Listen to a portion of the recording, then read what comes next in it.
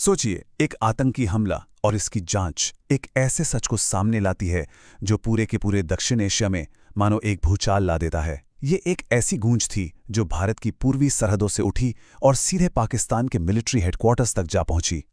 तो चलिए कहानी के बीच से शुरू करते हैं। अचानक से पाकिस्तान की पूरी फौज हरकत में आ जाती है। पूरे मुल्क में हाई अलर्ट जारी कर दिया गया है। ये कोई अफवाह नहीं थी, ये एक ऑफिशियल कम्युनिकेशन था। एयर स्पेस पर पाबंदियां लागू, नौसेना बल स्टैंड बाय पर, सभी यूनिट्स मैक्सिमम रेडीनेस बनाए रखें। मतलब साफ था, मामला बहुत बहुत ज्यादा गंभीर है। एयरफोर्स से लेकर नेवी तक सब हाई अलर्ट पर। सवाल ये उठता है कि आखिर ऐसा हुआ क्या? मतलब क्या वजह थी कि एक पूरा का पूरा देश अचानक इस तरह के खौफ में आ गया? इस डर की जड़ तक पहुंचने के लिए हमें वक्त में थोड़ा पीछे चलना होगा, दिल्ली में हुए एक धमाके तक। तो अब इस पूरी कहानी को बिल्कुल शुरुआत से जोड़ते हैं। सारी कड़ियों की शुरुआत हुई भारत की राजधानी दिल्ली में हुए एक आतंकी हमले से।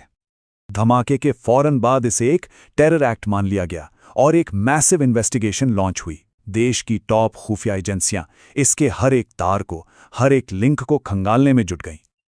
लेकिन इस बार कुछ ऐसा था जो चौंकाने वाला था। देखिए, आमतौर पर ऐसे हमलों के तार सीधे पश्चिम की तरफ, मतलब पाकिस्तान से जुड़ते हैं, पर इस दफा सबूत एक बिल्कुल ही नई और कहीं ज्यादा खतरनाक दिशा की ओर इशारा कर रहे थे, पूरब की ओर।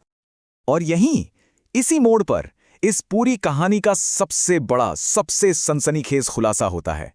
पता चलता है कि आतंक का एक नया लॉन्च पैड तैयार हो चुका था, एक नया मोर्चा, एक ऐसी जगह पर जिसके बारे में किसी ने सोचा तक नहीं था। इंटेलिजेंस की जो फाइंडिंग्स थीं, वो वाकई में होश उड़ा देने वाली थी। पता चला कि आतंकी संगठन लश्कर-ए-तैयबा अब बांग्लादेश में अपना पूरा नेटवर्क बना रहा है। वहां ऑपरेशंस के लिए एक नया हेडक्वार्टर तक बना लिया गया था। लोकल नौजवानों को भर्ती किया जा रहा था, उन्हें रेडिकलाइज किया जा रहा था। और ये सब कौन कर रहा था? पाकिस्तान से भेजे गए ऑपरेटिव्स, जो वहां पूरा इंफ्रास्ट्रक्चर खड़ा कर रहे थे। और फिर सामने आई एक सीधी धमकी। लश्कर के कमांडर ने बांग्लादेश में बैठे बैठे अपने नए हेडक्वार्टर से खुला ऐलान किया, ऑपरेशन सिंदूर का बदला लिया जाएगा।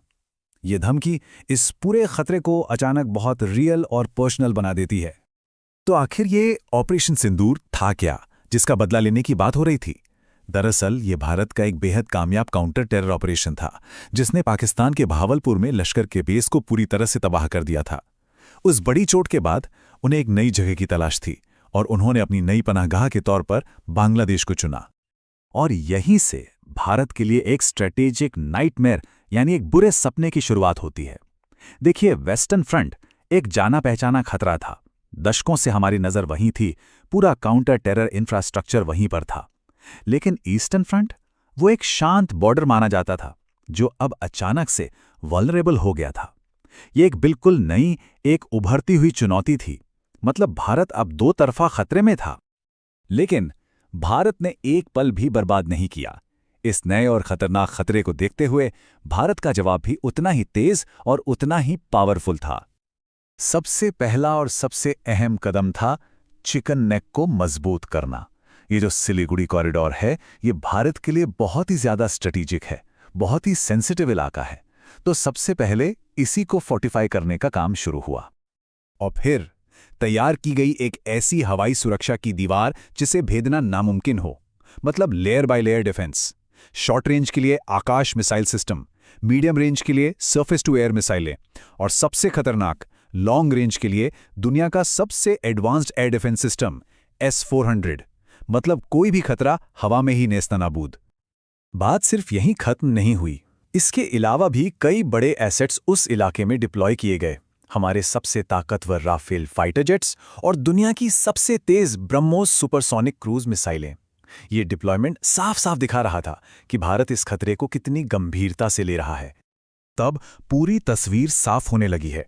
दिल्ली में एक धमाका होता है, उसकी जांच में बांग्लादेश का एक नया टेरर लॉन्च पैड सामने आता है और इसके जवाब में भारत एक जबरदस्त मिलिट्री तैयारी करता है।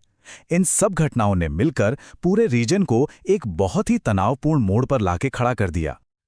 और अब हम वापस वहीं पहुंचते हैं जहां से हमने ये कहानी शुरू की थी। पाकिस्तान का वो हाई अलर्ट, वो डर दिल्ली धमाके की वजह से नहीं था। नहीं, वो डर था भारत की तैयारी का।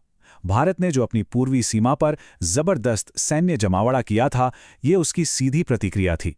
असल में वो भारत की ताकत और उसकी तैयारी से घबरा गए थे। इसे कहते हैं डोमिनो इफेक्ट। देखिए कैसे एक घटना दूसरी को जन्म देती है। सबसे पहले दिल्ली में एक आतंकी हमला, इसकी वजह से हुई एक खोज, बांग्लादेश का लिंक सामने आया।